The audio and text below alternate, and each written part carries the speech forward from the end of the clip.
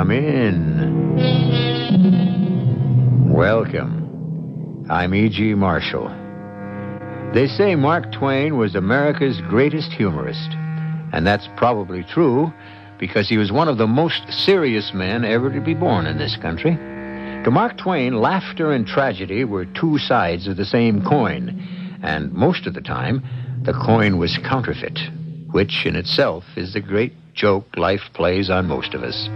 And since life is a jest which ends in a mystery, we are privileged to present one of Mark Twain's greatest mystic fantasies.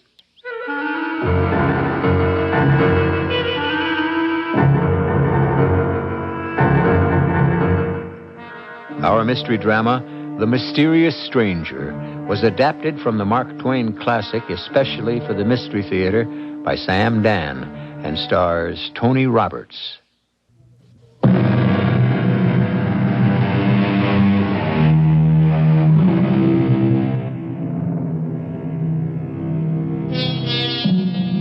It is the winter of the year 1590, and we are in Austria, in a sleepy country village. Here, high in the mountains, there are still demons and evil spirits, and witches are burned at the stake regularly. But for most people, it is a calm place, a quiet place, a prosperous place.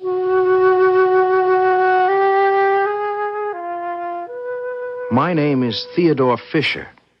I'm the son of the church organist, who was also the leader of the musicians, teacher of the violin, composer of the hymns, tax collector of the commune, and in many ways, a useful citizen.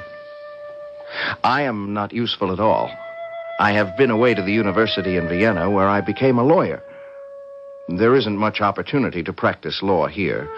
The priest settles all the religious disputes, and the astrologer, I'll explain more about him later, settles everything else.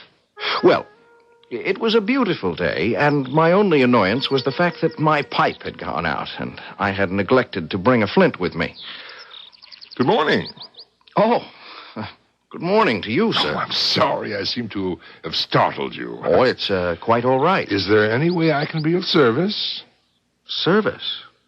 No, I don't believe so. There's nothing you require? Require? Oh. Well, I would like a light for my pipe. A little thing like that must not stand in the way of your happiness. May I? He took my pipe and you must understand this. How can I say it? He simply blew his breath on it. And the tobacco glowed red, and spirals of blue smoke rose from the bowl. I jumped up. Please, don't be frightened. But it was just a trick. A trick? Of course. What did you think? Well... A little conjurer's tricks, What else can you do? Anything. Do you remember when you were a child? You had a toy castle, and there were knights and ladies in the courtyard, and cannoneers along the walls. I do remember that. How would you know? Well, it's a trick. Now, let us build that castle, With what? With this pile of dirt. But what? Everything, everyone was dirt to begin with. Isn't that so, Theodore? How do you know my name? Oh, it's a trick. And really, there's absolutely nothing to it. All you do is take some dirt. All he did was take some dirt, and before you knew it, he made a crowd of little men and little women, each no bigger than your little finger, and they all went diligently to work as they cleared a space of a couple of yards and began to build a cunning little castle. 500 of these tiny but living, breathing people, swarming about, laboring diligently, wiping the sweat off their faces. I looked at the stranger and I asked, "Who are you?" An angel. Of course. An angel. Who else? Do you have a name? Well, certainly. Satan. Satan? Why do you seem so distressed? Satan. Well, that's his name, you know. Yes, I know. He's my uncle. But you said you were an angel. Well, surely you remember he was an angel once himself. Yes, I didn't think of that. Before the fall. He was blameless. Would it be rude if I asked? No, it wouldn't be rude, and I should forgive you even if it were. Yes, I have. I've seen him millions of times since I was just a little child, hardly 1,000 years old. I was his favorite. 1,000 years old? I'm about 16,000 years old by now. That is the way you count time. 16,000 years old? You must have seen it. Oh, I've seen it all. I saw Adam created and Abel murdered. I saw Samson surge against the pillars and bring down ruin and death. Oh, what haven't I seen? The castle is finished. There. How do you like it? How could anyone help but like it? It's perfect. These people are actually human. It's another world. Someone fired a pistol. No, it's thunder. Thunder? But there isn't a cloud in the sky. Oh, not in yours, but in theirs. See how the sky above the castle becomes dark and terrible. The thunder, the lightning. People. The poor little people. They're terrified. You're killing them. They'll all be dead. Look. The earth is opening under their feet. They're going. They're gone. The earth has swallowed them up. They're all gone. Oh, those poor people. Oh, don't weep for them. They're of no value. But they were living creatures. It's no matter. We can make plenty more. Shall I? Oh, no. You'll only destroy them again.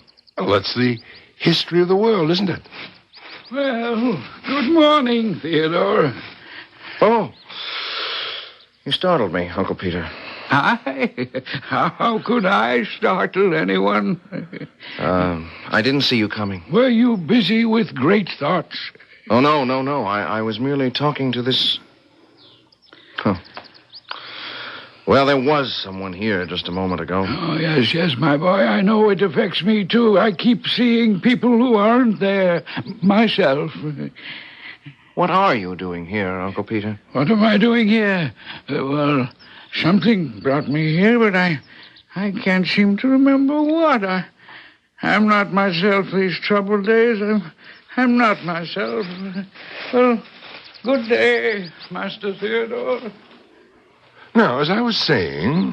Where did you go? I merely made myself invisible. Yes, but you should talk to Uncle Peter. He's not dull and ignorant like I am. And besides, he has a beautiful niece, huh? Margaret. Satan. Could you help them? Help them? Uncle Peter, that's what I call him, but he used to be Father Peter. I know, a priest. You know? Yes, until he was accused of some heresy. It was the astrologer. Why is everyone so afraid of the astrologer? Now, what was the heresy he accused Uncle Peter of? It doesn't matter. It was enough to be accused by the astrologer. I see. You see, folks have nothing to do with Uncle Peter these days, and he and Margaret are about to starve. And you want me to help, huh? Please. All he needs is a little money to pay the rent on his cottage. Buy some food. He might not thank me for it. You might not thank me for it. I try to help him and Margaret, but they're too proud. Wouldn't it be easy for you to have him find... Yes, just find some money? It could be dangerous. Why? Well, because it could change the entire course of his life. Yes, but that's exactly what he needs, to have the present course of his life changed. Every man's life consists of links in a chain. Each link is an act. It has its proper place in the chain. Remove one link, and the entire future becomes different. But I've been trying to tell you, he needs another future. Oh, you have a great deal to learn. I shall see you again. Where are you going? I have an errand to perform. You won't help, Uncle Peter. Well, I'm not sure you'll consider it help, but we shall see what we shall see. And he was gone. As suddenly, as unaccountably as he had appeared. The mysterious stranger had vanished. Was it a dream? My imagination? No. In the first place, I am not a dreamy person. Second, it was too real, too vivid. And while I was still debating the matter in my mind, I became aware of Uncle Peter. I remember now, Theodore. What do you remember, Uncle Peter? Why, I have come here. Yes, I lost my purse. There wasn't much in it, but a very little is a great deal to me, for it was all I had. Have you seen it, my lost purse? No, Uncle Peter, but I shall be happy to help you look. That is what I was going to ask you. Yes, but it won't be necessary. Here it is. But... Yes. But what, Uncle Peter? It's mine, and yet it isn't mine. I'm afraid I don't understand. Oh, the purse is mine, yes, clearly mine, but not the contents. This is fat. Mine was flat. This is heavy. Mine was light. Look. I looked, and I listened. I could hear the jingle of coins, gold coins. And then I saw them, as Uncle Peter knelt on the grass and carefully poured the coins on the ground. There were hundreds of them. I'd never seen so many gold coins in my life. Such bright, shining gold coins. It almost hurt my eyes to look at them. They were so bright, so new, so freshly minted. Who has been here? Why? No, you must not lie to me, Theodore. Has anyone been here? Not a human being, Uncle Peter. I don't understand. I know you're telling me the truth. It's the money. It comes to over 1,100 ducats. Oh, dear, if it were only mine. But it is yours, Uncle Peter. Every single piece. Oh, no. Only 4 ducats are mine. That's all that were in the purse when I lost it. The rest... Yeah, and I do need them so badly. Yeah. No, the fact is, this money is not mine. But the money is in your purse. I cannot account for it unless some... enemy. Yes, it's a trap. Oh, but Uncle Peter, with the exception of the astrologer, you don't have a real enemy in the village. Nor does Margaret. No, it must be a trap. I must have an enemy. Do you have an enemy rich enough to chance 1,100 ducats just to do you a mean turn? Well, Of course not. It's yours. Every bit of it. Didn't you pray for help? Yes. Well, isn't this help? Yes, I'll take it, and I shall do good things with it, and I'm sure everything will be all right. Of course, Uncle Peter. Everything will have to be all right.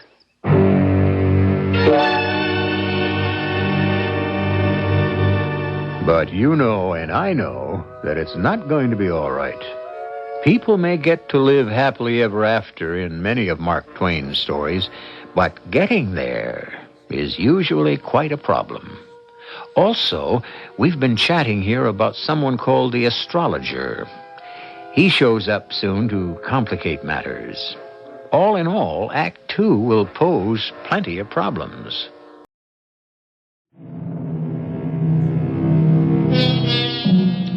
Theodore Fisher is telling the story of Mark Twain's mysterious stranger. And Theodore is the only one in the small village who has seen him. The mysterious stranger claims to be Satan's nephew, but by now we can safely assume it's the old boy himself. Mark Twain always likes to use these little tricks. Throw a surprise visitor into a quiet little town and watch the ripples swell into waves. It made immense talk in the village the next day. Father Peter told the entire circumstance just the way it happened. He said the only way he could account for it was, well, it must have been the hand of Providence. Suddenly, Father Peter and Margaret had plenty of friends, or at least visitors. Mothers started sending their daughters to Margaret for piano lessons, and it began to look like the old adage was true. You have no trouble making money once you have money.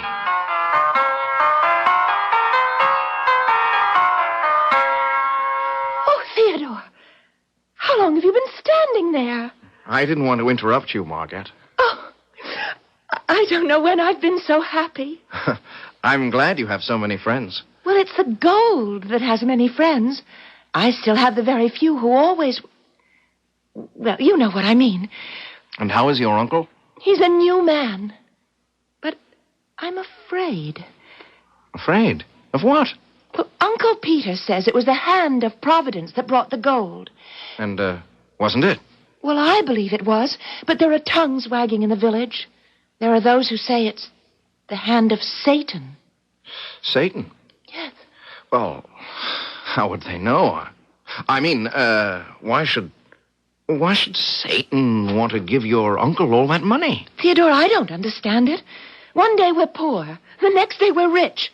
One day we're alone in the world, and the next day we have scores, hundreds of friends. Don't even try to understand it. Everything will be all right. But one thing troubles me deeply. What? The astrologer. We have yet to hear from the astrologer. Oh, the astrologer. Oh, well, what can he do, anyhow?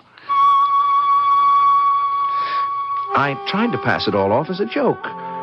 But the truth is, the very name of that man sent shivers down my spine. The astrologer. He made it his business to know everything that went on in town, and to become involved in it somehow. A few days later, a note was delivered to me. It contained 5 words. I want to see you. That's all. No please, or if it's convenient, or by your leave. Just an order. As if he had no doubt it would be obeyed. So kind of you to come, Theodore. Yes, sir. You were there when Peter claims he found this money? Oh, well, it's true, sir. I was there. He came upon the purse, and it was filled with gold ducats. It was? How many? Oh, over 1,100. Exactly how many? 1,107. But Peter gave out that there were 1,100. I suppose he gave it a round number. Well, that settles it. Settles what, sir? Theodore, my lad, that money was stolen. Oh, but I was there when he found it. True, but were you there when he stole it? But who says he stole it? It's the only way he could have received it. He then hid the purse on the path, waited for a witness to come along. The witness happened to be you, and he pretended to find it. Oh, but that's not the way it happened. How else could it have happened? How else?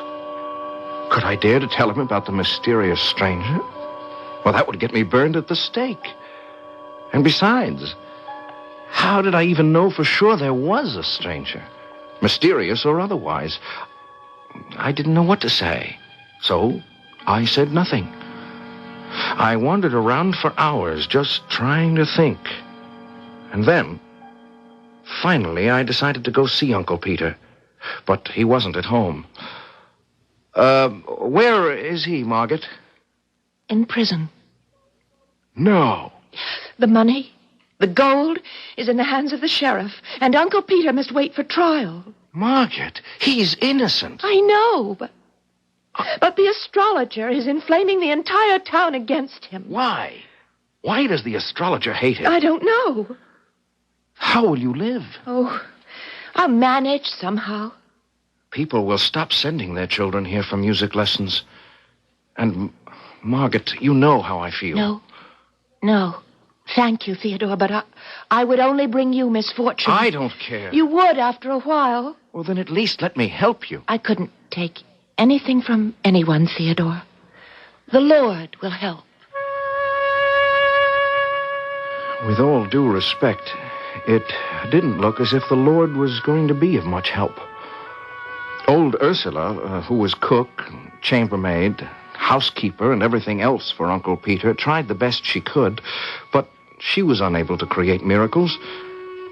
I tried giving her money, which she accepted after I had told her to tell the proud Margaret that she had found the money in the street. But that couldn't go on indefinitely. There's a limit to how much money one can find lying around and how often.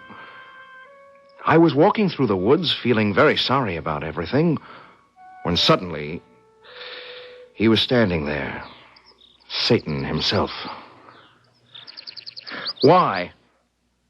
Why did you let these things happen to Uncle Peter? Well, I didn't let anything happen. I told you, and quite clearly. It would affect the course of the rest of his life. Finding that money would set an entire new chain of events in motion. All right, but we have to do something to help. Why? Why do you always feel you have to help people? You see where it can lead. But I can't just let him go under. Why not? I suppose that's the difference between you and me. Now, let me tell you the difference between us. Man is made of dirt. Remember, I saw him being made. He comes today, he's gone tomorrow. I am of the aristocracy of the imperishables. Yes, one more thing.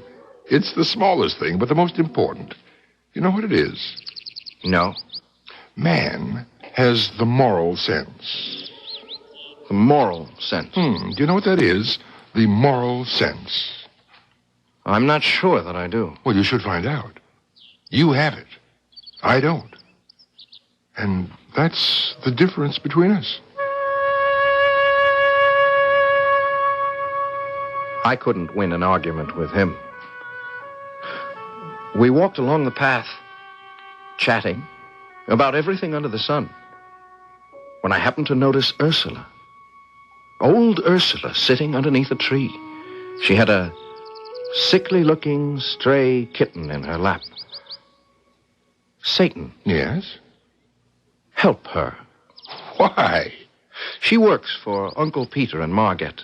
She and Margaret are starving. Help her to help Margaret. Once again, you want me to help someone. Just see that they have enough to eat. You know what I told you about introducing a different link into the chain of someone's life? But they're starving. Oh, this moral sense of yours. Very well. Good day, Mother. What have you got there? Any fool can see. A kitten. I understand you're very poor. Why do you want to add another mouth to feed? Why not give that poor thing to some rich person? The rich wouldn't want this unfortunate creature. It's only the poor that have charity in their hearts. God will provide for this kitten. Oh? What makes you think so? I know so. Not a sparrow falls to the ground without his seeing it. Ah, yes, but it falls just the same, huh? So what good is seeing it fall? What good does it do the sparrow? Oh, go about your business, you blasphemous fool, or I'll take a stick to you. I was terrified. There was no way to talk to Satan. But he only smiled at her as if a mere mortal were incapable of insulting him. She jumped to her feet, and the kitten leaped from her lap and started running around her. She was amazed. Why, what's come over it? A while ago, the kitten could hardly walk. Why don't you keep it?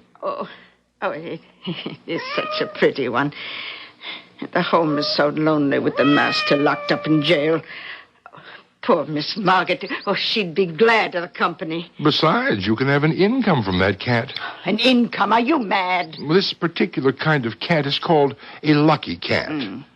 And why is it lucky? Well, the cat isn't particularly lucky. The owner is lucky. And why is the owner lucky? Because every morning the owner of this cat finds 4 silver groschen in her pocket.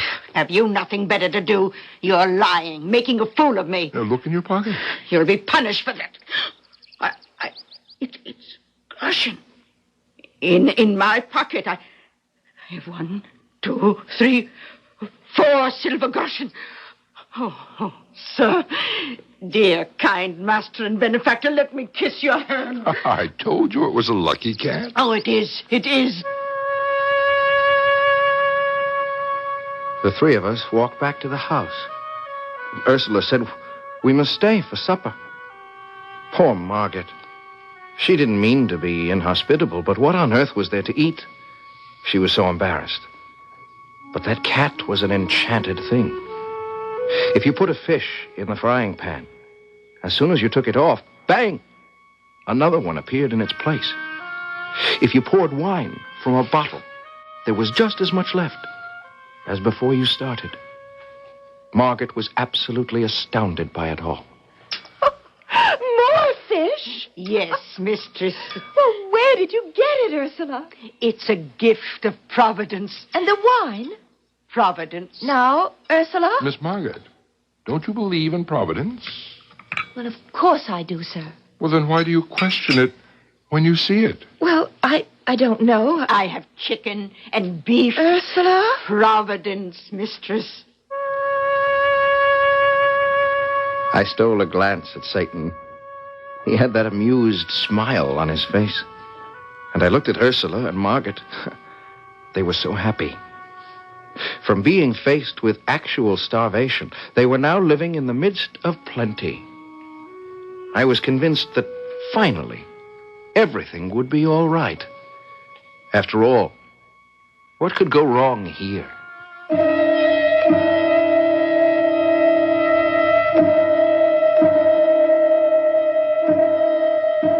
Our friend Theodore. He keeps thinking everything's going to be all right. At times, he forgets he's a character by Mark Twain, who liked to set his heroes up and then knock them down. We have some more ups and downs due in Act 3, which I shall bring to you in just a few moments.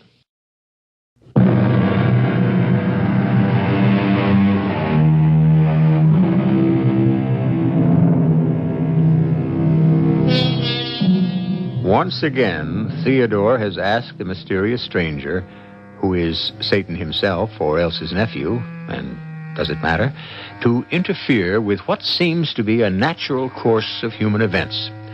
And really, he asked for little enough, just some food to keep them alive.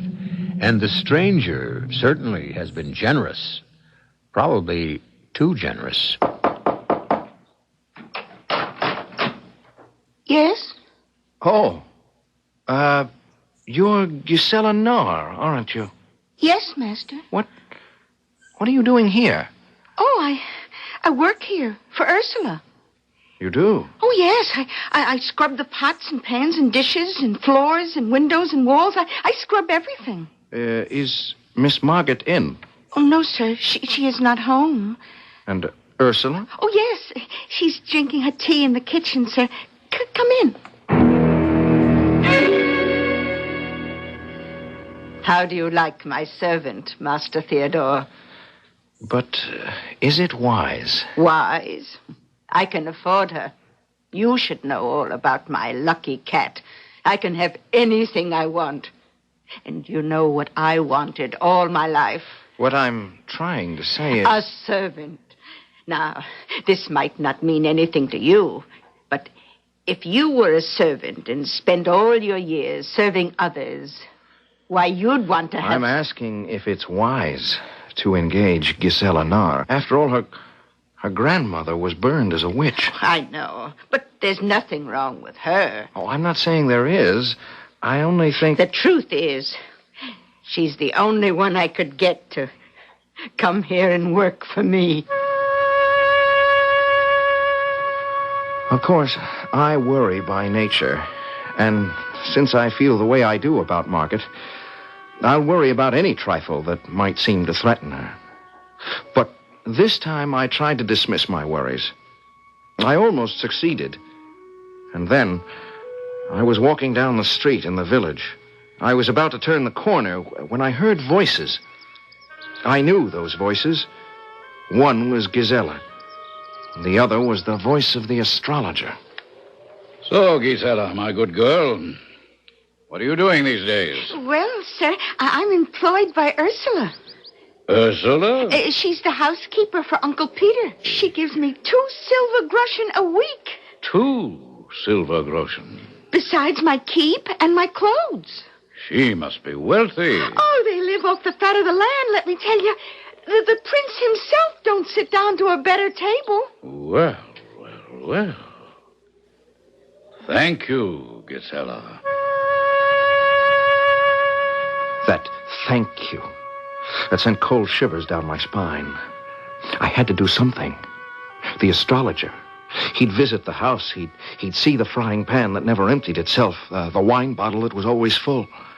His mind would gladly leap to one conclusion. Witchcraft. And both Margaret and Gisela would be doomed. There was nothing I could do by myself. I needed help. Are you looking for me? You have to help. Again? Please. You want me to save them from being charged with witchcraft? Admit it. Well, no, not exactly. I want you to interfere, but not really interfere. Mm-hmm.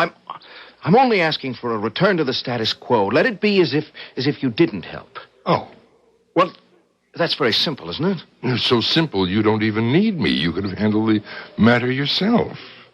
Me? Of course. What is the source of all their bounty? The cat. Yes, the lucky cat. Therefore, all you have to do is get rid of the cat. Get rid of the cat? And kill the cat.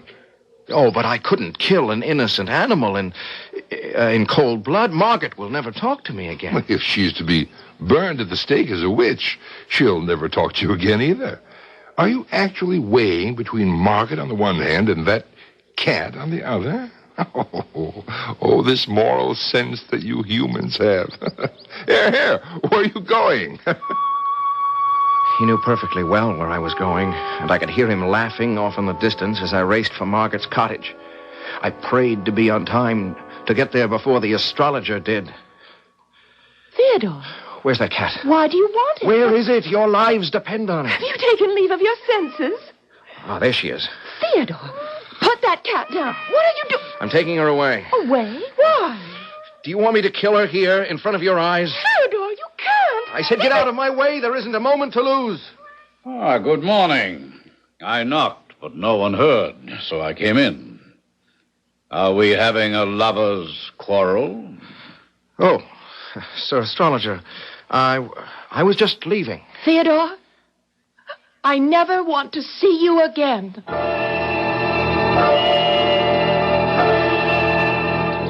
Well, the deed has been done, I see.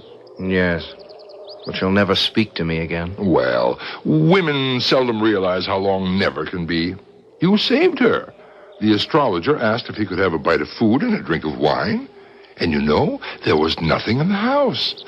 Nothing at all. I've lost her.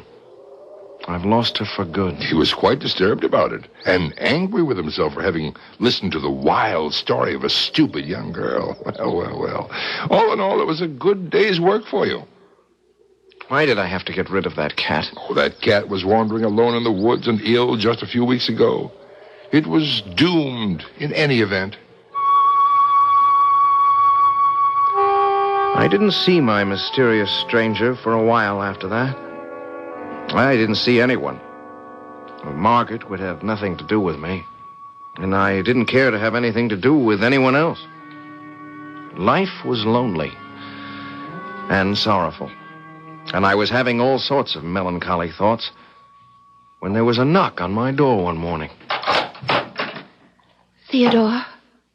Margaret. May I come in? Oh, please. I've come here to ask you a favor. Anything. The Duke arrived this morning, and my uncle is to be tried this afternoon. Oh. And he needs a lawyer. You want me to defend your uncle? Yes. Oh, but I'm not really very good. You believe my uncle is innocent? In your heart, you believe it, don't you? Yes. Then you'll be better than a smart lawyer who doesn't believe it at all. Margaret, about the cat. I can only believe you had a good purpose in mind, although what it was, I'll never understand. Then you forgive me. I forgive you. How could I possibly get Uncle Peter acquitted? The astrologer was put in the witness box. I did the best I could. Now, Sir Astrologer, you claim these gold coins are yours. I do, young man. I, myself, was present when Peter found them. You mean when he claimed he found them? If the money is yours, how did you come by it? I found the bag in the road. When? More than 2 years ago. And what did you do? I brought it home, hid it in a secret place in my observatory tower, intending to find the owner if I could. I made diligent inquiry, but nothing came of it. And then? And then I thought, why not use the money to finish the foundling wing in the orphan asylum? So I took the money out of its hiding place and counted it to make sure it would be enough. And then, I'm sorry to say this, just as I was restoring the bag to its hiding place, I looked up, and there was Peter standing behind me.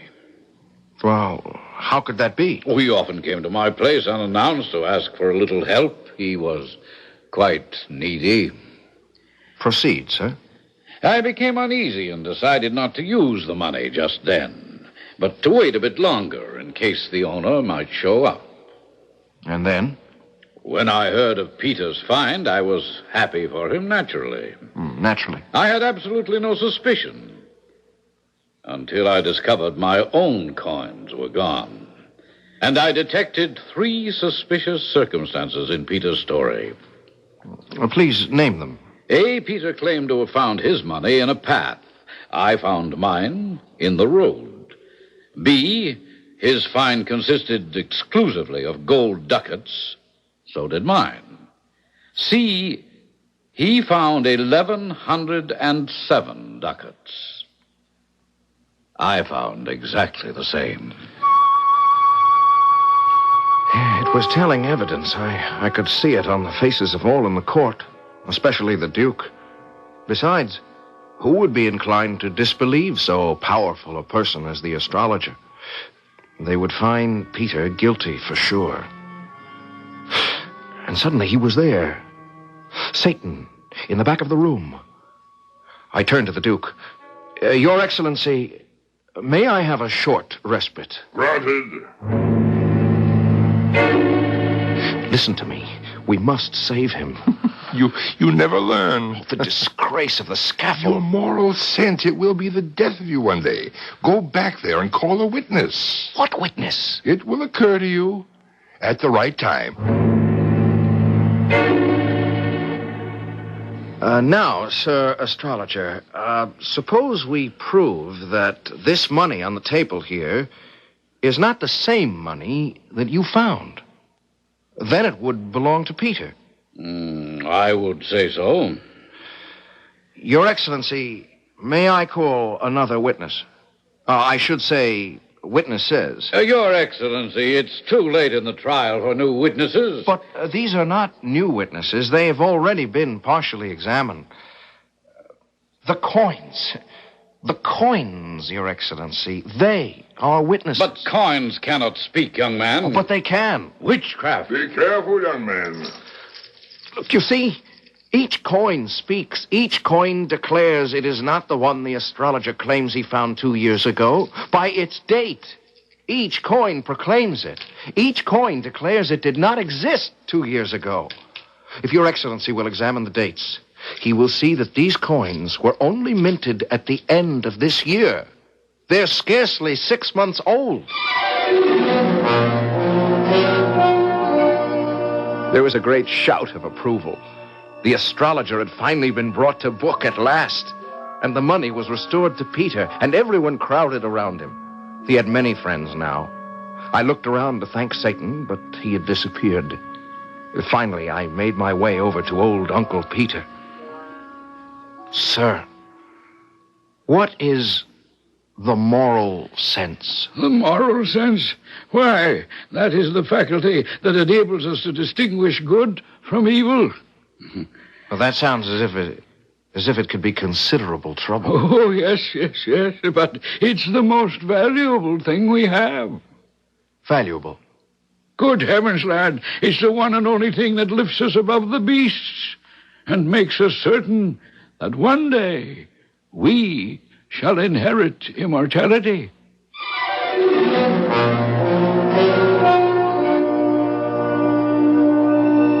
Theodore never saw Satan again. Not in this life, anyhow. But he never forgot him. And he never forgot the moral sense, either. Nor should you. Nor should I. And neither did Mark Twain.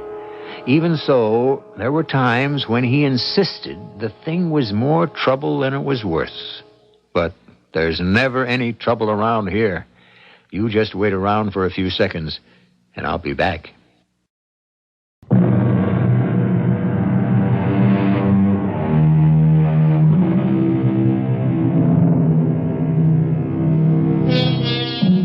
Mark Twain, by far the funniest man our country had ever produced, and yet underneath a wisdom and an understanding. For it was Mark Twain who wrote, "What a silly, poor thing is human life. How childish its ambitions. How ridiculous its pomps. How trivial its dignities. How cheap its heroisms. How capricious its course. How brief its flight. How comic its tragedies. How tragic its comedies." And then, having said all this, he proceeded to make it all very funny. Our cast included Tony Roberts, Joe Silver, Marion Seldes, Bryna Rayburn, and Ian Martin. The entire production was under the direction of Hyman Brown. This is E.G. Marshall inviting you to return to our Mystery Theater for another adventure in the macabre. Until next time, pleasant dreams.